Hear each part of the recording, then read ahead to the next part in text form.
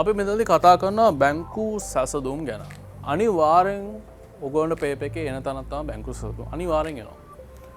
මෙච්චර කාලයක් ඇවිල්ලා තියෙනවා සහ අනිවාර්යෙන් එනවා. MCQ ප්‍රශ්න වලට අනිවාර්යෙන් ප්‍රශ්නයක් එනවා. සහ සෙකන්ඩ් පේපර් එකේ ඔයගොල්ලන්ට වෙනම ප්‍රශ්නයක් විදිහට අනිවාර්යයෙන්ම එන්න පුළුවන්. එන්න පුළුවන්. සෙකන්ඩ් එකේ ෂුවර් නැහැ ඉද නැද්ද කියන එක ඒත් මෙච්චර කාලයකට ගොඩක් වෙලාවල් වල ඇවිල්ලා තියෙනවා. දැන් මෙතන මේ බැංකු ගැන කතා කරද්දී මං ඉස්සෙල්ලා මුදල් ගෙවීම සහ මුදල් ලැබීම ගැන කතා කරද්දී මං කතා කළා මුදල් පාලන ගිණුම මතකද? ඒතකොට මුදල් පාලන ගිණුම කතා කරද්දී මං කිව්වා මුදලින් වෙන ගනුදෙනු වගේම බැංකු ආශ්‍රිත වෙන ගනුදෙනුත් අපි වාර්තා කරන්නේ මුදල් පාලන ගිණුම තුල. ඒතකොට මේකේ ආයි වෙනම බැංකු ගිණුමක් ගැන අපි කතා කරන්නේ නැහැ. බැංකු ගිණුම ආශ්‍රිත කියන්නේ අපේ ජංගම ගිණුම ආශ්‍රිත ඒ ගනුදෙනු අපි වාර්තා කරන්නේ මුදල් පාලන ගිණුම තුලම තමයි.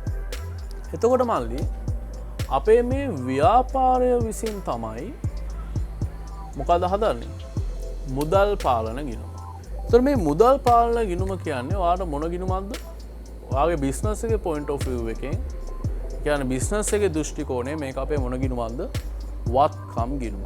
මුදල් අපි ගාව තියෙනවා ඒක නිසා ඒක අපේ වත්කම් ගිණුම. තේරුණාද? ෂේප්ද? හරි.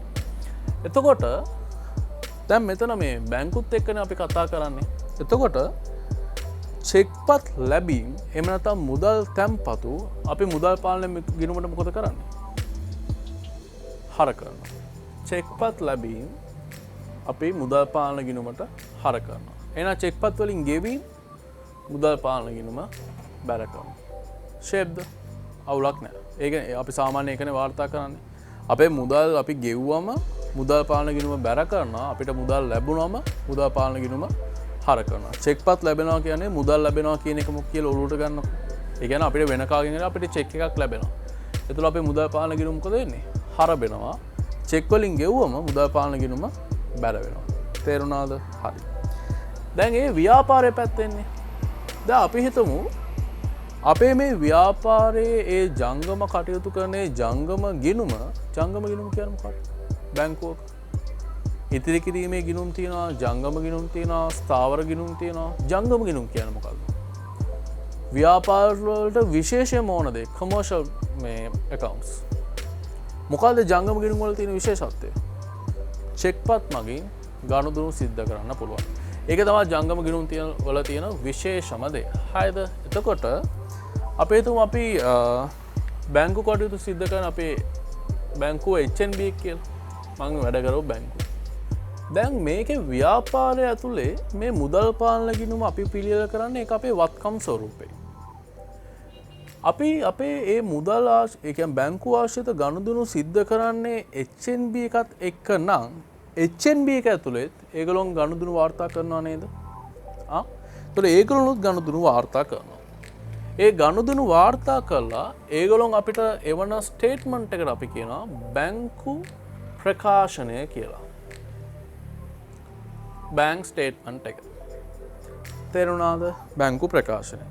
මේ බැංකු ප්‍රකාශනය තියෙන්නේ විස්තරය බැර හර බැර ශේෂය. දැන් මල්ලි මෙතන මේ මුදල් පාලන ගිණුමේ අපි වාර්තා කරපු චෙක්පත් ලැබීම සහ චෙක්පත් වලින් ගෙවීම, ඒ කියන්නේ බැංකු ආශ්‍රිත ගනුදෙනුම තමයි බැංකු ප්‍රකාශනය තුලත් මේ HNB එක වාර්තා කරන්නේ. දැන් අපේ සල්ලිනේ මෙතන තියෙන්නේ. ඒතකොට ඒක අපේ පැත්තෙන් ඒක අපේ වත්කම. හැබැයි බැංකුව පැත්තේ මේක අපි හදලා අපිට එවන්නේ HNB එකනේ. ඒතකොට HNB එක පැත්තෙන් මේක ඒගොල්ලෝගේ මොකද්ද? වගකීමක්. ඇයි? අපේ සල්ලි තමයි ඒගොල්ලෝ ගාව තියෙන්නේ. හරිද? එතකොට ඒගොල්ලෝගේ දෘෂ්ටි කෝණයෙන් බැලුවම, ඒ කියන්නේ ඒගොල්ලෝගේ point of view එකෙන් බැලුවම ඒක ඒගොල්ලෝගේ මොකද්ද? වගකීම. තේරුණාද? මොකද අපේ සල්ලි තමයි ඒගොල්ලෝ කන්ට්‍රෝල් කරන්නේ. හරිද? එතකොට අපේ සල්ලි ඒගොල්ලෝගේ බැංක් account එකක තියෙනවා. එතකොට ඒගොල්ලෝගේ පැත්තෙන් ඒක ඒගොල්ලෝගේ වගකීම. තේරුණාද හොඳටම? ප්‍රශ්නයක් නැහැ. හරි. දැන් එතකොට මෙතන අපේ වත්කම් ස්වරූපයේ ගිණුමක් නිසා අපේ accounts ඇතුලේ අපි චෙක්පත් ලැබීම් හර පැත්තේ වාර්තා කළාට බැංකුව පැත්තෙන් ඒගොල්ලෝ එක වාර්තා කරන කොයි පැත්තද? බැරට. හරිද? ඒතකොට මොකක් හරි බැංකු ගනුදෙනුවක් සිද්ධ වෙච්ච නිසා අපේ බැංක් account එකේ balance එක වැඩි වෙනවා නම් ඒක ඒගොල්ලෝ වාර්තා කරන්නේ බැලට. අපේ බැංකුව වැඩි වෙනවා නම් බැංකු ප්‍රකාශනය කියන්නේ අපේ බැංකු ශේෂය වැඩි වෙනවා නම් මොකක් හරි ගනුදෙනුවක් නිසා චෙක්පත් ලැබිච්ච නිසා වෙන්න පුළුවන්, මුදල් තැන්පතු නිසා වෙන්න පුළුවන්. ඒ ලැබීම් අපි කියන්නේ ශේෂ වැඩිවීම අපි වාර්තා කරන්නේ අපේ ගිණුමේ හර පැත්තට. හැබැයි මේගොල්ලෝ ඒක වාර්තා කරන්නේ බැලට. ඇයි අපේ පැත්තෙන් එක අපිට වත්කම. හැබැයි අපේ සල්ලි තමයි බැංකුවේ තියෙන. ඒක නිසා ඒගොල්ලෝගේ පැත්තෙන් එක ඒගොල්ලන්ට වගකීමක් වෙන නිසා. තේරුණාද? ෂේප්ද? චෙක්පත් වලින් ගෙවීම සහ ඕනම මොකක් හරි ගනුදෙනුවක් නිසා බැංකු ශේෂය අඩු වෙනවා නම් අපි මුදල් පාලන ගිණුම මොකද කරන්නේ? බැර කරනවා. හැබැයි බැංකුව පැත්තෙන් එක වාර්තා කරන කොයි පැත්තද? හරට. තේරුණාද ඔය සම්බන්ධතාවය? තේරුණාද? ඔක්කොටම ෂේප්. හරි. දැන් මේකේ අනිත් කතාව අපි මේ දෙපැත්තෙම ශේෂයන් ඒ කියන්නේ මේ මුදල් පාලන ගිණුමේ එන ශේෂයයි බැංකු ප්‍රකාශනයේ එන ශේෂයයි මේ දෙකම හරි විදියට අපි accounts දාලා හැදුවා නම් මේ දෙක මොකද වෙන්න ඕනේ? සමාන වෙන්න ඕනේ. මොකද මේකේ වාර්තා කරන ඒවම තමයි මෙතනත් වාර්තා කරන්නේ. එහෙනම් මේ දෙක මොකද වෙන්න ඕනේ? සමාන වෙන්න ඕනේ. තේරුණාද? ඒත් අපිට තියෙන ප්‍රශ්නේ තමයි මම මේක පොඩ උඩට ගන්නවා. මේ දෙක සමාන වෙන්නේ නැහැ. එක එක හේතු නිසා අපේ මුදල් පාලන ගිණුමේ ශේෂයයි බැංකු ප්‍රකාශනය අපිට හදලා වෙන ශේෂයයි සමාන වෙන්නේ නැහැ. ඒ අසමාන වීමට හේතු ගැළපීම තමයි අපි මෙතනදී සිද්ධ කරන්නේ. තේරුණාද? අපි බලමු අසමාන වීමට හේතු.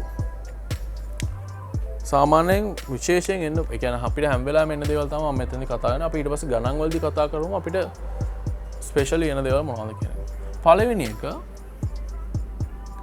ඍජු ප්‍රේෂණ. ඍජු ප්‍රේෂණ කියන්නේ මල්ලි අපිට කෙලින්ම ඇවිල්ලා අපේ අතට චෙක් එකක්වත් සල්ලිවත් දෙන්නේ නැතුව ඒ අදාළ මිනිස්සු කෙලින්ම බැංකුවට සල්ලි දානවා. ඒතකොට ඒක අපේ මුදල් පාලන ගිණුමේ වාර්තා වෙලාද තියෙන්නේ? නැහැ. හැබැයි ඒක බැංකු ප්‍රකාශනයේ වාර්තා වෙලා තියෙනවා. උන් කෙලින්ම සල්ලි ගිහලා දාන්නේ කාටද? බැංකුවට. කෙලින්ම චෙක් එක ගිහලා ඩිපොසිට් කරන්නේ කාටද? බැංකුවට. අපේ අතට ගෙනල්ලා සල්ලි දෙනවද? අපේ අතට ගෙනල්ලා චෙක් එක දෙනවද? අපේ අතට ගෙනල්ලා අපේ ගනුදෙනු කරන අපිට චෙක් එකක් හරි සල්ලි හරි දුන්නොත් විතරයි මල්ලි මුදල් පාලන ගිණුම අපි වාර්තා කරන්න පුළුවන්. මුන් කරන්නේ මේ චෙක් ඔක්කොම ගිහලා කෙලින්ම බැංකුවට දෙන එක. තේරුණාද? ඒතකොට මෙතන එක වාර්තා වෙලා තියෙන්නේ. හැබැයි මෙතන එක වාර්තා වෙලා තියෙන්නේ. යසස්. වාර්තා වෙලා නැහැ. තේරුණාද? අනිත් එක තමයි දැන් ඍජු ප්‍රේෂණ වලදී මල්ලි තේරුම් ගන්න ඕන දේ තමයි දැන් කවුරු හරි අපේ බැංක් account එකට සල්ලි දානවා නම් ඌ අනිවාර්යෙන් අපිට කෝල් එකක් දීලා කියනවා මචං මම සල්ලි දැම්මා කියන එක. ඒතකොට මම හොඳටම දන්නවා මගේ account එකට ඌ සල්ලි දැම්මා කියන එක. ඒත් ඇයි අපිට ඒක මුදල් පාලන ගිණුමේ වාර්තා කරන්න බැරි? මම ඉස්සෙල්ලාම කිව්වා අපිට ඕනම ගනුදෙනුවක් වාර්තා කරන්න ඒක ඔප්පු කරන්න පුළුවන් සාක්ෂිමය ලියවිල්ලක් ඕනේ. කවුරුත් කෝල් කළාවත් මැසේජ් එකක්වත් දාපු පමණින් අපි මුදල් තැන්පත් කළා කියලා අපේ මුදල් පාලන ගිණුම මේක අපිට වාර්තා කරන්න බෑ. ඒක ඔප්පු කරන සාක්ෂිමය ලියවිල්ලක් ඕනේ. තේරෙනවද? ඒතර මේ ඍජු ප්‍රේෂණයක් වුණා කියන එක ඔප්පු කරන්න අපිට සාක්ෂිමය ලියවිල්ලක් මූලාශ්‍ර ලේඛනයක් හම්බුනාට පස්සේ තමයි ඒක මුදල් පාලන ගිණුමේ වාර්තා කරන්න පුළුවන් වෙන්නේ අපිට. එතකන් අපිට ඒ වාර්තා කරන්න පුළුවන්ද? අනිත් එක තමයි ස්ථාවර නියෝග. ස්ථාවර නියෝග කියන්නේ අපි බැංකුවට ලියුමක් ලියලා දෙනවා මාසේ මේ දවසට මේ account එකට මේ ගාණ ඩිපොසිට් කරන්න කියන එක. තේරෙනවද? මේ මාසේ මේ දවසට මේ ගාණ මේ account එකට ඩිපොසිට් කරන්න කියන එක. ඒතකොට ඒක අපි මැනුවලි කරන දෙයක්ද? අපි කරන දෙයක්ද ඒක? නැහැ. අපි වෙනුවෙන් කවුද කරන්නේ? බැංකුව.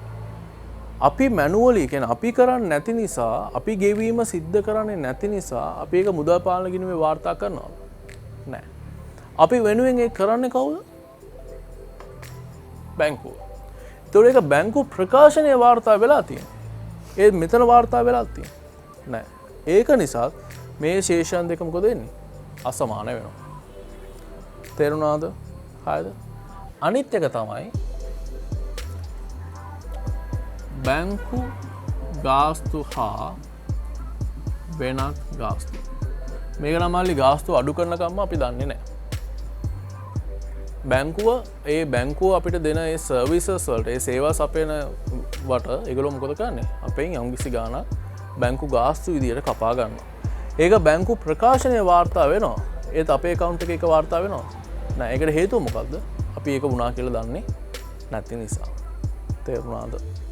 එතකොට මේ තුනම බැංකු ප්‍රකාශනය ඇතුලේ වාර්තා වෙලා තියෙනවා. හැබැයි අපේ මෙතන වාර්තා වෙලා තියෙන්නේ. ඒක නිසා මේ දෙක මොකද වෙන්නේ? අසමානයි. හරිනම් මල්ලි මේවත් මේකේ වාර්තා වෙන්න ඕනේ. මොකද මේ එකම account එකේ තොරතුරුනේ. අපේ පැත්තෙන් අපි මේ මුදල් පාලන ගිණුමේ වාර්තා කරනවා. උන්ගේ පැත්තෙන් බැංකු ප්‍රකාශනය වාර්තා කරනවා. හරිනම් රෙකෝඩ් වෙන්න ඕනේ. ඒත් රෙකෝඩ් වෙලා නැහැ. ඒක නිසා මේ දෙක මොකද වෙන්නේ? අසමානයි. තේරුණාද? ෂේප්ද? හරි. අනිත් හේතුව තමයි නිකුත් කළ නමුත් ගෙවීමට ඉදිරිපත් නොවූ චෙක්. අපි චෙක් එක නිකුත් කරනවා කියනවලු අපි චෙක් එක ලියලා චෙක් එක කඩලා අපේ කාටට දෙනවා. චෙක් එකක් අපි නිකුත් කරනවා. අපි දෝ මංගා චෙක් බුක් එකක් තියෙනවා. මම චෙක් එකක් කරලා ඕගොල්ලන්ට චෙක් එකක් දෙනවා කියන එක. එතකොට මම චෙක් එක දුන්න ගමන් මම මගේ මුදල් පාලන ගිණුම මොකද කරන්නේ? හරිද බැරද? ගෙවීමක් කරන්නේ. එතකොට බැර කරනවා. හැබැයි මම දැන් අපි හිතුව මම තිලිනට චෙක් එක දුන්නා කියලා. තිලින ඒක බැංකුවට ගිහිල්ලා බැංකුවේ මගේ account එකට චෙක් එක දීලා සල්ලි ගන්නකම් ඒක මෙතනින් අඩු වෙනවා.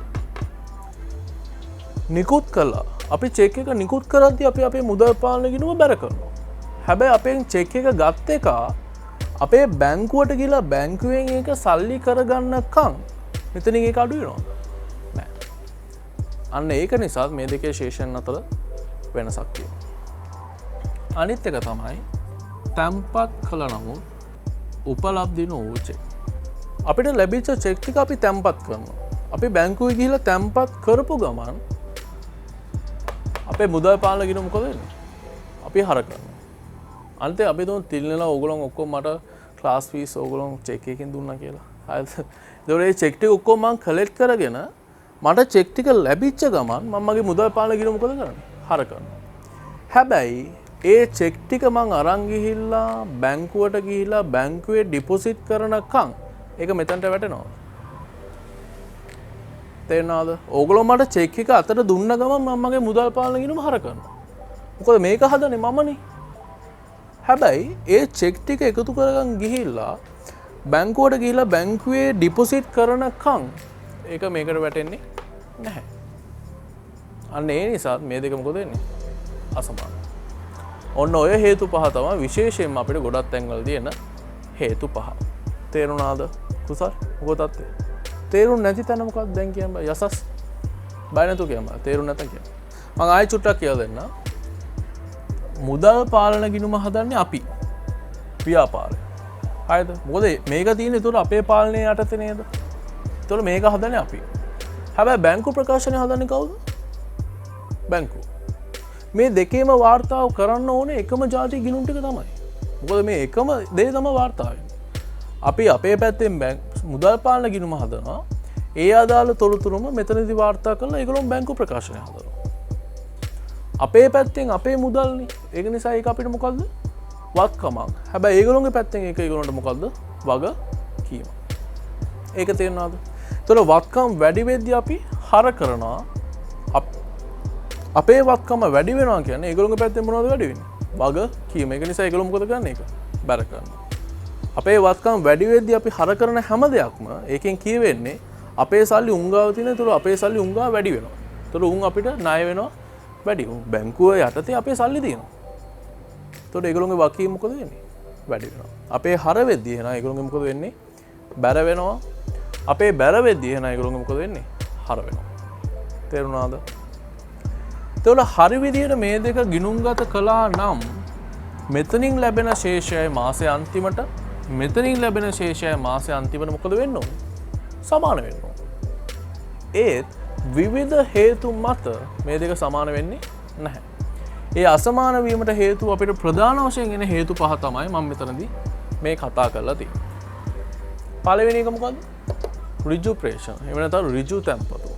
ඒ කියන්නේ අපිට සල්ලි දෙන්න ඉන්නේ උන් අපේ අතට ගෙනල්ලා චෙක් එකක්වත් සල්ලිවත් දෙන්නේ නැතුව උන් කෙලින්ම ගිහලා අපේ බැංකුවට ඩිපොසිට් කරනවා. හරිද? එතකොට ඒක බැංකුව ප්‍රකාශනයේ වාර්තා වෙනවා. හැබැයි ඒක මෙතන වාර්තා වෙනවා නෑ. මොකද අපි දන්නේ නැහැ. ඇත්තම කතාව අපි දන්නවා මල්ලි. ඒත් අපිට මේක ගිණුම්ගත කරන්න බෑ. මොකද ඒක ඔප්පු කරන සාක්ෂිමය ලියවිලා මූලාශ්‍ර ලේඛනයක් අපි ගාව නැති නිසා. තේරුණාද? අනිත් එක ස්ථාවර නියෝග. අපි බැංකුවට ලියුමක් ලියලා දෙනවා මේ දවසට මේ මාසේ මේ දවසට මේ amount එක මේ account එකට අපි transfer කරන්න කියලා. ඒතකොට ඒක අපි මැනුවලි කරන දෙයක්ද? නැහැ. බැංකුව තමයි ඒක අපි වෙනුවෙන් කරන්නේ. ඒතකොට මේක මුදල් පාලන ගිණුම අපි වාර්තා වෙන්නේ නැහැ. හැබැයි බැංකු ප්‍රකාශනය තුල ඒක වාර්තා වෙනවා. අනිත් එක බැංකු ගාස්තු හා වෙනත් ගාස්තු. ඒක නම් ඇත්තටම අඩු කරනකම් අපි දන්නේ නැහැ. බැංකු ප්‍රකාශනය තුල ඒ වාර්තා වෙනවා. හැබැයි මුදල් පාලන ගිණුම ඒක වාර්තා වෙනවද? නැහැ. අනිත් දේ තමයි නිකුත් කරන නමුත් ගෙවන්ටි ඉදිරිපත් නෝට්ස්. මම චෙක් එකක් ලියලා දෙනවා. ව්‍යාපාරණිය ලියලා දෙන්නේ. ව්‍යාපාරය ලියලා දෙද්දී මුදල් පාලන ගිණුම මොකද කරන්නේ? අපි බැර කරනවා. අපි චෙක් එකක් දෙනවනේ. හැබැයි මගෙන් චෙක් එක අරගත්ත මිනිස්සයා බැංකුවට ගිහිලා බැංකුවෙන් සල්ලි ගන්නකම් ඒක මෙතන වාර්තා වෙනවා. අනිත් එක තැම්පත් කරනව උපලබ්ධි නෝට්ස් එකපත් මට එක එක්කෙනාගෙන් චෙක් ලැබෙනවා. මම මගේ චෙක් ටික මගේ සල්ලි ලාච්චුවට දාගන්නවා. දාගත්ත ගමන් මම මගේ මුදල් පාලන ගිණුම බැර කරනවා. හැබැයි මේ චෙක් ටික මම අරන් ගිහලා මගේ බැංකුවට ගිහලා ඩිපොසිට් කරනකම් ඒක මෙතනට වැටෙනවා. නෑ. ඔන්න ඔය හේතු නිසා මේවා මොකද වෙන්නේ? අසමාන වෙනවා. ඒ අසමාන වීමට හේතු පහ තමයි අපිට ප්‍රධාන වශයෙන් අපිට ගැලෙන හේතු පහ තමයි මම මෙතනදී කතා කරන්නේ. තේරුණාද ඒක? ඔව් විවිධ හේතු නිසා දැන් අපි හිතමු ඒක හරි. විවිධ හේතු නිසා අපි බැංකුවට ගිහලා තැන්පත් කරනවා කියලා. තැන්පත් කළාට විවිධ හේතු නිසා ඒක තැන්පත් වෙන්නේ නැති වෙන්න පුළුවන්. එක්කෝ ඩේට් එක වෙනස් වෙන්න පුළුවන්. නැත්නම් සප්ලයර්ගේ අතේ සල්ලි නැති වෙන්න පුළුවන් account එකේ. ඒතකොට ඒ චෙක් එක ගලන් හෝල්ඩ් කරන් තියන් ඉන්න. ඒතොරත් ඒක මේකට වැටෙන්නේ නැහැ. ඒ ඔක්කොම මම ගණන් වලදී කතා කරනවා. ගොඩාක් දේවල් ඕකේ කතා ගන්න තියෙනවා. මේ හැම දෙයක්ම මම ගණන් වලදී කතා කරනවා. මම මෙතනදී කතා කළේ මේ පළවෙනි තියරි එක. මේක තමයි ඇත්තටම ප්‍රැක්ටිකලි වෙන දේ. තේරෙනවනේ? හරිද? ලියාගන්න. ඒතකොට මම කතා කළා මෙතන මේ ඍජු ප්‍රේෂණ, ස්ථාවර නියෝග සහ බැංකු ගාස්තු හා වෙනත් ගාස්තු අපේ මුදල් පාලන ගිණුමේ තමයි වාර්තා වෙලා නැත්තේ. හැබැයි බැංකු ප්‍රකාශනයේ වාර්තා වෙලා තියෙනව නේද? එහෙනම් මල්ලි අපි මේවා නිවැරදි කරන්නේ මොකක් හරහාද? සංශෝධිත මුදල් පාලන ගිණුම හරහා. ඍජු ප්‍රේෂණ, ස්ථාවර නියෝග, බැංකු ගාස්තු වෙනත් ගාස්තු හැම දෙයක්ම මල්ලි බැංකු ප්‍රකාශනයේ වාර්තා වෙලා තියෙනවා. හැබැයි මුදල් පාලන ගිණුම මේවා වාර්තා වෙලා තියෙනවද? නැහැ. ඒතකොට අපි ඔක වාර්තා කරන්න අපි හදනවා මොකද? නිවැරදි කරන්න මාසේ අන්තිමට සංශෝධිත මුදල් පාලන ගිණුම. ඒතකොට මේ තුනම අපි නිවැරදි කරන්නේ මොකක් හරහාද? සංශෝධිත මුදල් පාලන ගිණුම හරහා. තේරුණාද?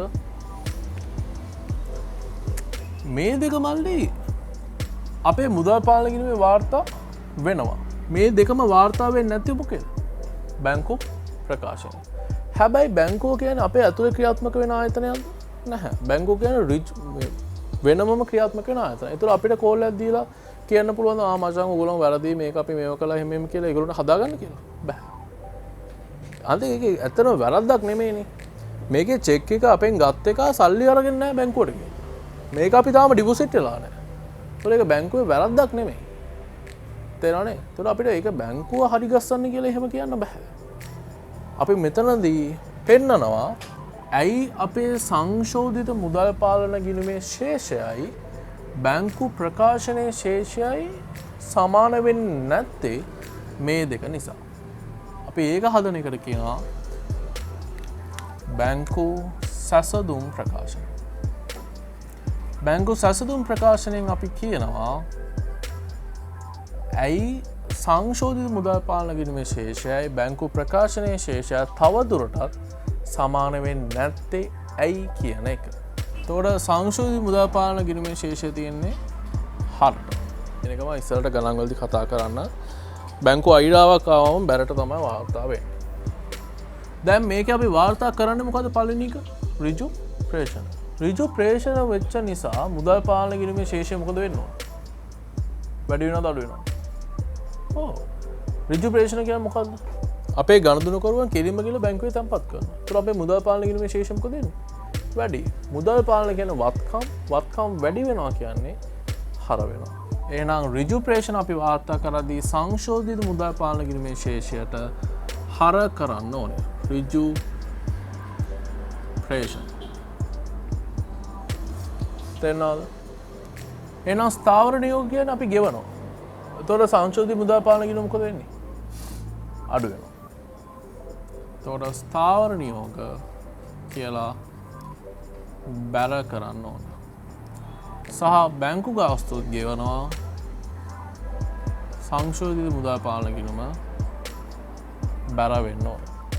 තේරුණාද? ඔන්න ඔය වගේ අපි අදාළ සංශෝධනය කරලා සංශෝධිත මුදල් පාලන කිරීම එන ශේෂය තමයි මූල්‍ය තත්ත්ව ප්‍රකාශනයට වාර්තා කරන්න. ඒ ගැන දැන්ම ඔලුවට ගන්න දෙයක් නෑ. ශේෂපගේ කියන්නේ මේක තමයි අපේ නිවැරදිම ශේෂය. මේ නිවැරදිම ශේෂය තමයි අපි මූල්‍ය තත්ත්ව ප්‍රකාශනය වාර්තා කරන. ඒක ඔයගොල්ලෝ ඉස්සරහට ඉගෙන ගන්න තියෙනවා. මූල්‍ය තත්ත්ව ප්‍රකාශනය වාර්තා කරන. තේරුණාද? හරිද? අපි දැන් බලමු බැංකු සැසඳුම කොහොමද හදන්නේ කියන එක. බැංකු සැසඳුමේදී අපි කිසිම දෙයක් නිවැරදි කරන්නේ නැහැ. අපි සංසන්දනය කරලා පෙන්නනවා. ඇයි තවදුරටත් මෙතනින් මේ එන ශේෂය බැංකු ප්‍රකාශනයට සමාන වෙන්නේ නැත්තේ කියන එක.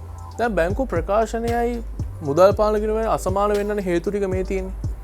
දැන් මෙතනදී සංශෝධිත මුදල් පාලන ගිණුම හරහා අපි මේ තුනම නිවැරදි කරනවා නේද? එහෙනම් තවදුරටත් සංශෝධිත මුදල් පාලන කිරීමේ ශේෂයයි බැංකු ප්‍රකාශනයේ ශේෂය අසමාන වීමට හේතු දෙක මොකක්ද? මේ හේතු දෙක. මොකද මේ තුන මෙතනදී නිවැරදි කරනවා. එහෙනම් තවදුරටත් මේකේ ශේෂයයි බැංකු ප්‍රකාශනයේ ශේෂය අසමාන වීමට හේතු දෙක මොකක්ද? ඒක අපි සංසන්දනය කරලා පෙන්නන එක තමයි බැංකු සසඳුම් ප්‍රකාශනය. අපි මුලට ගන්න මල්ලි මෙතන අපිට හම්බෙන සංශෝධිත මුදල් පාලන ශේෂය. ඒක තුලින් අපි හොයාගන්නේ බැංකු ප්‍රකාශනයේ ශේෂය. තේරුණාද? දැන් මම මේක හිතලා කියන්නේ.